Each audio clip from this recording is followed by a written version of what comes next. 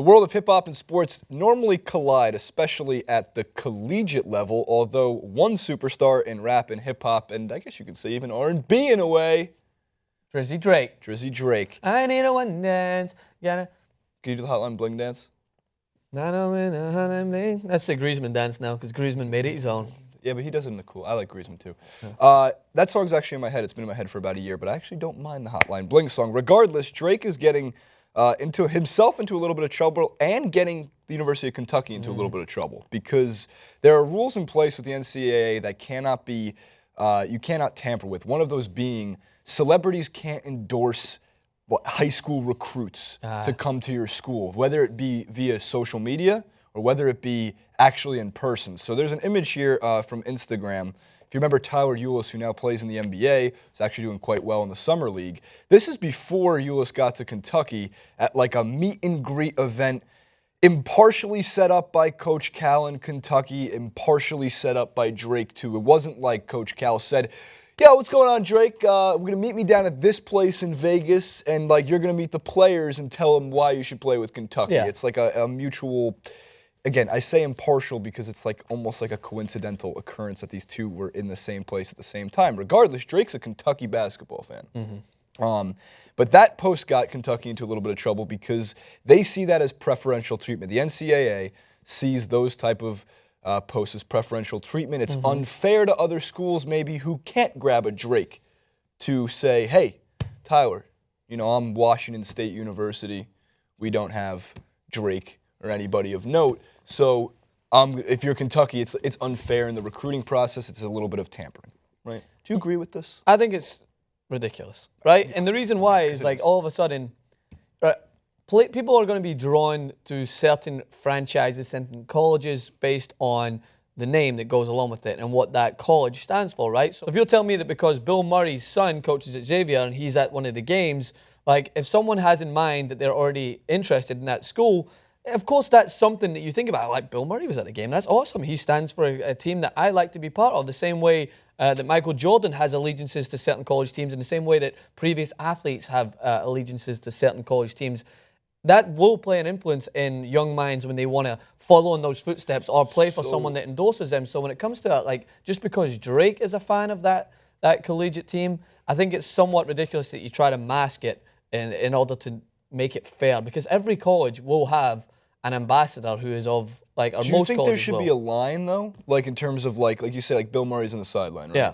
And he is at the game, and some maybe like 5-star high school recruit for football, basketball, whatever sport it may be. He's a huge fan of Bill Murray. Is a huge fan of Bill Murray, but seeing them is one thing. What if Bill Murray came over to that 5-star recruit, knew a little bit about him, and said, "Hey, I'd love if you came here, take a picture of me. I'd love if you came and played at Xavier." Like, I don't think there's any problem with that, but that's just like, I think there's a difference between seeing somebody there and having someone like Drake or Bill Murray or anybody of prominence really just kind of organize an event that makes it so, well, shit, man, like, I can have a friendship with Drake if I go to Kentucky. Yeah, and that's where it does, I think that is when it gets a little bit cloudy, right? Because if you organize an event to get someone there to meet that person, you're trying to sway them one way or another, but like, correct me if I'm wrong, when it comes to, it's different when you look at celebrities and then you look at past athletes, right? So if you're talking about, so Dwayne Wade plays with Marquette, he's one of their greatest ever players to come out of that college.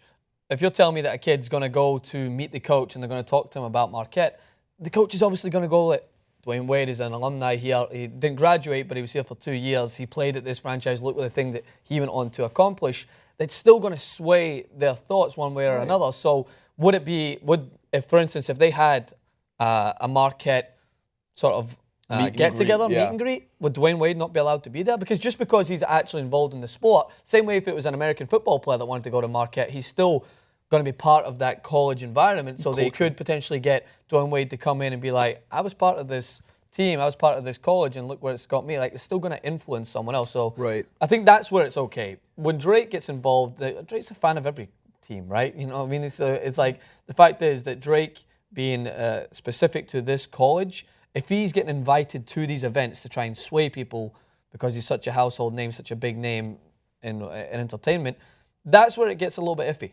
But if he's just at the same place at the right time and he's a fan of the team, I don't think that's a problem. Just think to me, the NCAA has a handful of like major issues when it comes to like the student athlete thing. Because again, they say, oh my God, they've always said, well, it's student, then it's athlete, but the problem is they don't look out for the student. Yeah. You know, and of course, when it comes to some of them, you know, the 5-star recruits that get full ride scholarships, and not just for basketball, because football is a little bit different because you have about 2 years. Yeah. You have to play for 2 years unless you redshirt, then it's 3 years. Basketball, it's for the most part one and done, but the NCAA doesn't necessarily look out for the student outside of, well, we gave you a full ride scholarship, except that really only covers your housing, your food, your board for 6.5, 7 months of a year. Yeah. And then on the off season, those winter breaks, those summers, they don't look out for the student. They don't look out for the athlete. Actually, those student athletes get into a lot of trouble when they're just trying to make a little bit of extra money for themselves after all the money that they make for the university, given the fact that if you rip sports programs, the big ones, Kentucky basketball away from Kentucky,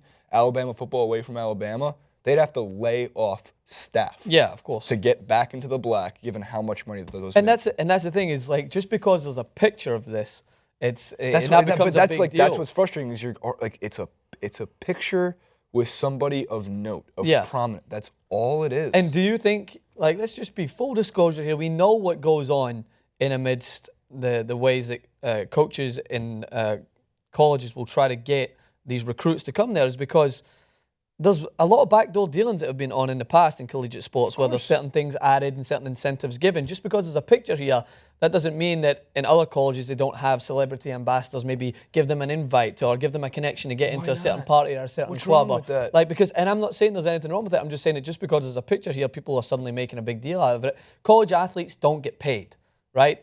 It's one of the biggest catastrophes, I think, when it comes to this discussion. We both agree, we're not going to get into it. But because they don't get paid, you need to think, well, what other means is going around behind the scenes in order to make sure that these athletes aren't voicing their concerns as much? There'll be little incentives added. Maybe you get to mix it with some of the past alumni that are of celebrity status. Maybe you get to go along and join into that club. Like, you look at March Madness and you look at how much celebrity endorsements go around with how they vocalize their thoughts for their college. Like, how do you know that those celebrities aren't sending pictures or letters or maybe even sending messages to the collegiate athletes that are playing for those colleges through direct message or through Twitter or anything else? Like, that's still, in a way, endorsing that college, right, without having a picture to it. I think the difference is between recruiting and then already being there. I think once you're there, I think it's pretty much free reign. If you're already if Kentucky, right? If this is Tyler Ulis is midway through his freshman year and Drake's on the sideline, I don't think there's any harm in taking pictures. I think it's more when they're coming out of high school and they're about to make a big decision. It's either Kentucky, Arizona, or Washington State. And, you know, maybe Washington State's close to home. Yeah. Well, but then Drake says, no, man, you got to be a Wildcat. So let's get to two. We got to get to two quick elements real fast because I think, well, for one, just to show how big of a Kentucky fan Drake is, he was at the University of Texas at Austin and was not receiving a lot of fanfare given the fact that he was wearing Kentucky blue in the middle of Austin orange. I'll tell you what. Oh, you weren't that here? What?